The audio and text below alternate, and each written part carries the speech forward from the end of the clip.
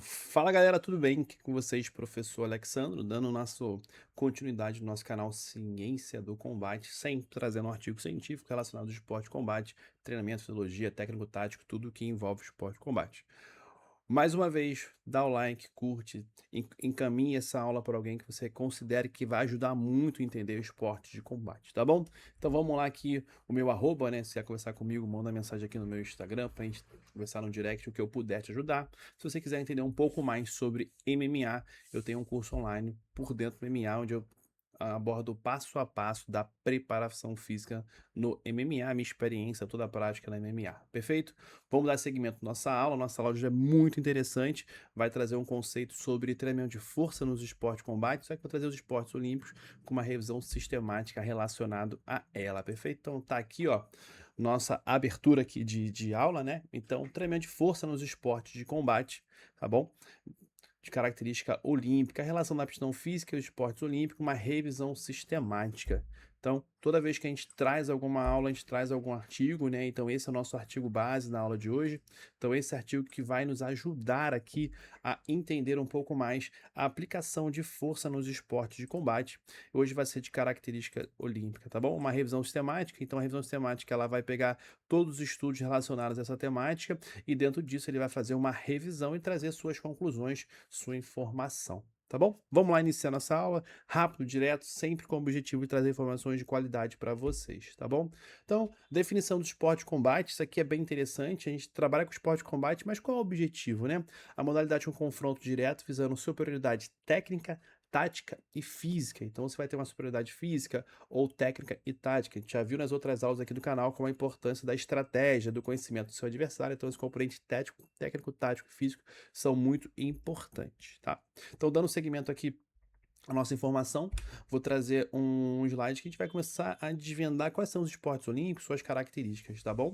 Então, atualmente existe diversas modalidades olímpicas, né, no esporte de combate, mas as principais, até a revisão desse artigo, né, tem a temática do boxe aí, se vai ser excluído ou não, é o boxe, esgrima, judô, karatê, taekwondo e o wrestling. Então, ele vai trazer a temática sobre essas informações, é isso que esse artigo aqui vem trazer para a gente, tá?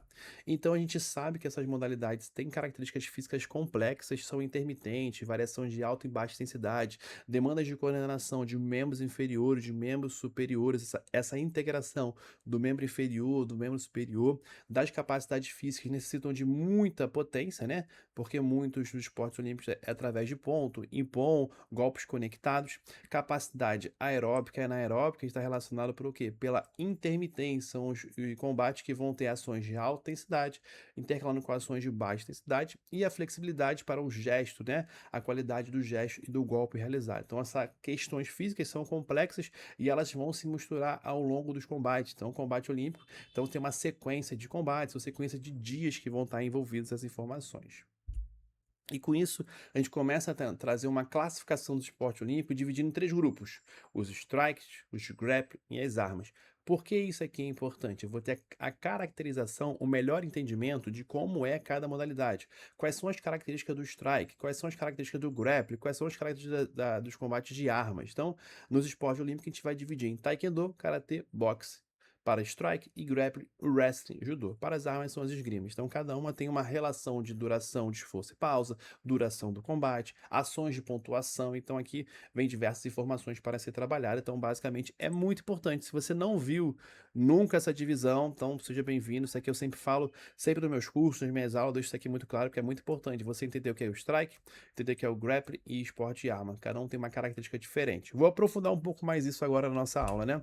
Então, quando a gente pega as modalidades de strike ou baseados em armas, elas vão ter uma necessidade, uma dependência de força e velocidade muscular para ações de pontuação, devido que a natureza explosiva. Que natureza explosiva é essa? Ações que vão terminar os pontos, aplicação de pontos, né? Eu vou pontuar para vencer aquele combate. E como é que eu aplico essa força e velocidade? Através de cargas leves. O que seriam as cargas leves?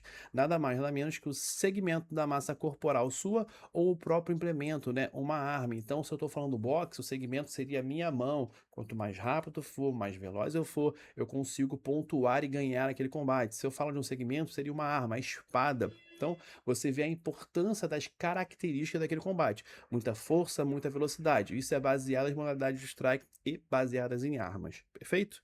Então, Vamos pensar no grappling, já mudei a característica de combate. Os objetivos são deslocar o meu oponente e derrubar. Então as características neuromusculares vão ser diferentes, vão ter necessidades neuromusculares totalmente diferentes. Então é muito importante você entender o que é grappling, o que é strike. Ele vai precisar de quê? De uma produção de força máxima, uma capacidade de resistência e uma potência em alta produção de força, aplicação de força no curto período de tempo e a manutenção daquela força em médio e longos períodos de tempo, que são as pegadas, são as trocas de esgrima, são nesse período que eu vou precisar da resistência, da potência e da força desse atleta. E um fator determinante que vai dizer essas capacidades físicas é que no grappling eu tenho a resistência do oponente e sua massa corporal.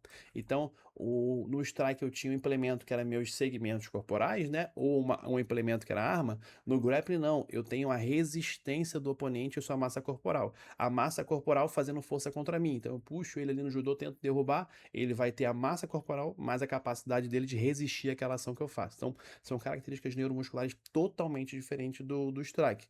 Porém, a gente tem que entender que ambos precisam de força, tanto o grappling quanto o strike. Só que cada um vai ter suas características, por exemplo, usando a curva força-velocidade, características mais de força e mais características de velocidade. Então, o que esse estudo traz de resultado do treinamento de força? Quais são as aplicações que ele traz da melhora dos esportes de combate olímpico? Então, ele traz que ocorreu 15% de aumento na força dinâmica e na força isométrica, tá?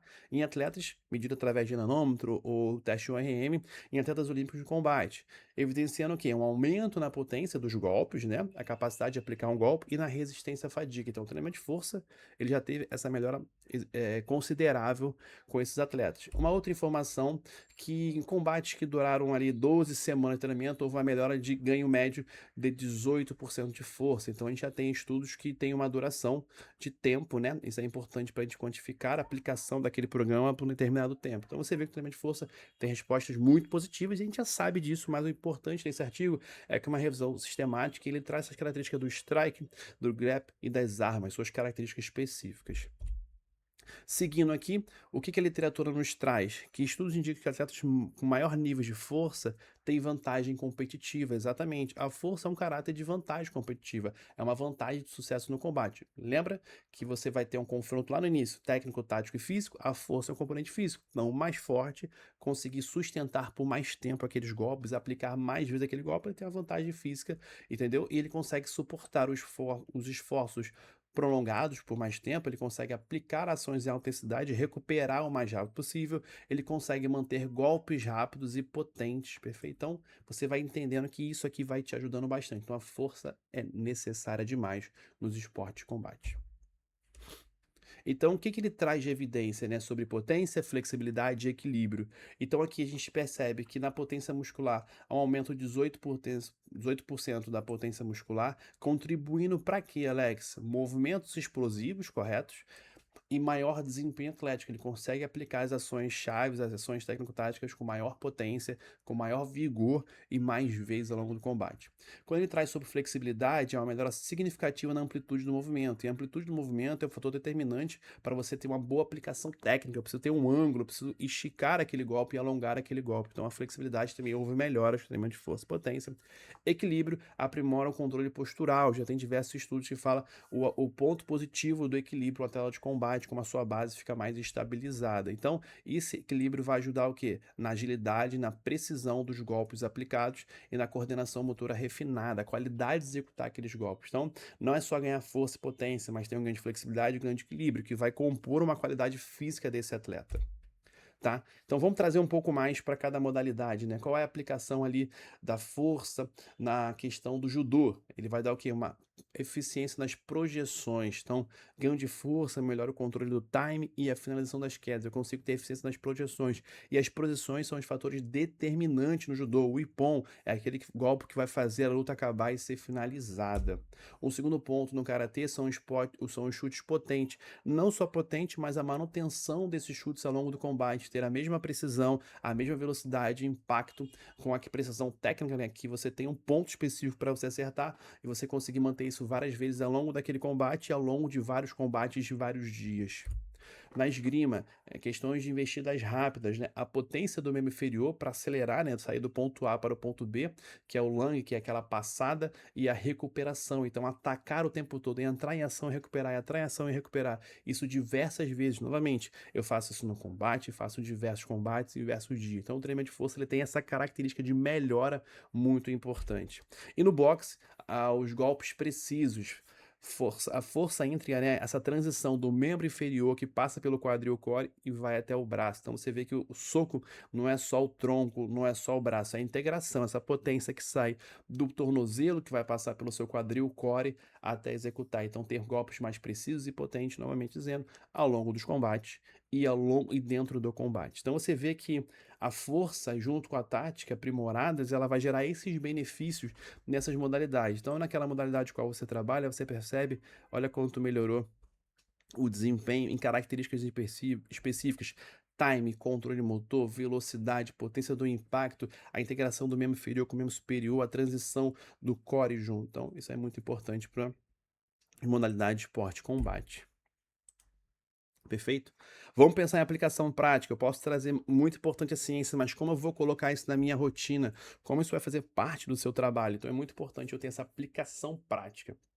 Quando a gente fala em aplicação prática, eu falo que é um monitoramento constante. A gente vai entrar o quê? No controle de carga. É necessário controlar, ajustar as intervenções para ter a melhora daquele atleta. O controle de carga faz parte do treinamento de força também.